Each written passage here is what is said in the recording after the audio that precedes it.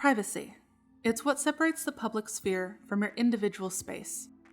It is your agency, what you choose to share, and what you wish to keep away from prying eyes. Privacy is a human right. It is foundational to a functional and free society. But it is a right that often goes unrecognized. Governments, corporations, and other powerful entities put forth constant effort to redraw the lines, expanding their access to your individual information and exploiting your privacy for profit or power. But it's your data, and you should be the one to draw those lines. There is an active arms race in the digital world between big tech surveillance and advocates of privacy. As tools and methodologies of surveillance expand, it falls on each and every one of us to better maintain our own digital presence and push back against surveillance, one tracker at a time. The scale might not be as tipped against the individual user as you think. There are many different ways an informed user can go about protecting their privacy in cyberspace. It's all about using a structured and layered approach to forge holistic protection from surveillance and manipulation. Layer 1. Don't overshare. Almost all social media is bad for privacy. When you engage with people online, be very careful what you share, as details of your life can be picked up by criminals, bosses, or other unsavory people. And if you use a computer for work, don't use it for anything personal. Layer 2. Encrypting your phone and computer with a lengthy, strong passphrase. These devices are the literal gateways to our digital identities, so it's imperative that these are hardened as much as possible, either through their default OS-enabled encryption or a third-party software such as Veracrypt.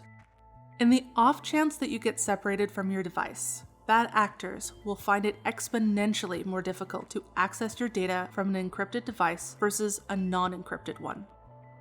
Layer 3. Use a password manager such as KeePass.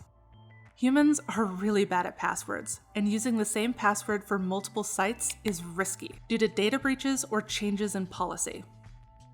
Layer 4. Consider switching to a fully open source and fully customizable browser like Mozilla Firefox, or use a stripped-down version of popular browsers like Ungoogled Chromium, Chrome without Google services, and Bromite for Android.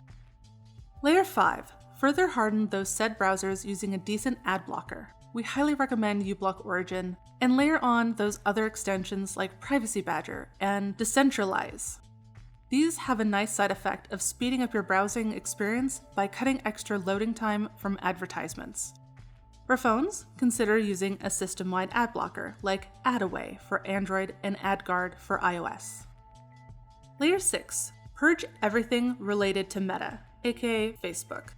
If there's one action you could take to improve your online privacy in a well-rounded manner, it would be getting rid of all things Meta, Facebook, Instagram, and WhatsApp. Try using open-source decentralized alternatives like Mastodon instead of Facebook, PixelFed for Instagram, and Signal in place of WhatsApp. Also note that Meta tracking extends well beyond the use of their apps, so make sure you set your ad blockers to stop everything coming from Facebook and the like. Layer 7. Try alternative front ends for popular web services, or switch to more privacy-respecting services. Options like Knitter, Woogle, Teddit, and surviving instances of Invidious. These can be thought of as third-party skins that offer a stripped-down version of a software platform or service without trackers and other annoyances via APIs. Layer 8. Avoid signing up for websites with real name policy. RNP mandates that you use your real name online, and it's enforced through submissions of IDs, like a driver's license. Avoid signing up in the first place, and you'll significantly reduce the chance of your ID being leaked via data breach. Stick with software platforms that use screen names, such as Reddit or Twitter, instead of real-world identities. In unavoidable cases like LinkedIn, a staple of every job seeker, it's a good idea to carefully go through their privacy policy and past performance regarding data protection. Layer 9. Protect yourself against malware. Be careful what you download, whether for your computer or the apps on your phone. Back up your files and maybe get an antivirus. Because antivirus software checks your files and access sites against a predetermined list of known malicious content, antiviruses can be a double-edged sword for privacy, but something basic like Windows Defender is still better than malware. Layer 10. Protect your finances. Because of the Equifax leaks, your information is already out there. Freeze your credit. Sign up for a free monitoring service, which you can probably get through your bank, credit card, or lender. And unless it's a known, reputable source, like a leasing office or utility, never give checking information or use a debit card associated with your bank account. If you don't have the option of a credit card, using a debit with a secondary checking account at your same bank can protect against internet theft and skimmers. Just remember to transfer the funds when you need them. You can also sign up for usage report emails to make sure nothing shady is going on. Layer 11. From time to time, Google yourself to see what pops up. This informs you what is publicly available about yourself so you can take action. Layer 12. Get involved and join communities, like Hacker News or Our Privacy on Reddit. And make use of free resources like privacytools.io to stay abreast with the latest tools and techniques in the privacy world. The supplementary subreddit, Our Privacy Tools.io, also provides a great deal of information on various privacy-respecting platforms, tools, and services sorted by type. How to tell if a program or app actually values privacy?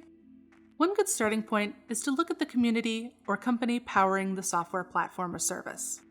Open source projects, which are usually community-led, tend to be privacy-respecting and non-tracking. If you can understand the technology, you can even look through the source code, given the open nature of the software. Most of the recommended tools in this video are open source. Furthermore, read the privacy policy. This is especially important when it comes to services that cost money, and the software we use most often, such as operating systems and web browsers. Reading through walls of EULA text is awful, so consider using services like termsofservice-didn't-read.org. They do the dirty work for you and present digestible summaries with a pre-assessed grade. Figure out the software's business model and incentive. If a platform or service is being offered to you for free, it's safe to assume you are most likely the product, being sold to the highest bidder, advertiser, or data broker. Understanding the revenue and business model, especially if it's ad-based, is important before using any platform or service. Update your software on a regular basis and regularly check what you have installed, removing software that you don't use. Occasionally, existing software can update their privacy policy or terms of service with a feature that pushes past the boundaries of your privacy. These practices are important for the hardware as well. For example, there are documented instances of phones made by Huawei and other Chinese manufacturers containing numerous surveillance tools on behalf of other corporations and the state. More people are becoming aware of the dystopia that is mass web surveillance and tracking. Surveillance capitalism, the data collection of a few companies clumped together in a narrow band of Bay Area real estate, might be the biggest threat to human liberty and individual privacy. But the silver lining is that users are striking back, working together to help each other evade tracking and improve the web. There are battles being won, as pushback has led to both new regulations and private companies stripping surveillance tools out of their software under public pressure. Ultimately, knowledge is power, and the better informed you are, the better choices you can make to the benefit of your privacy. Thank you for watching. If you enjoyed this video, please consider subscribing and click the bell for notifications. Special thanks to Natalie Daniels for research and writing in this video. Another big thank you to Ilkan Gamber and our other patrons for supporting this channel. You make this possible. So it's been a while since we've made a video because life happened and things have been rough. We're hoping to get back on track, and making this video is part of us getting back to our new normal. So thank you for being patient with us. And another big thank you to basically everyone who's ever supported us ever. You know who you are, and thank you.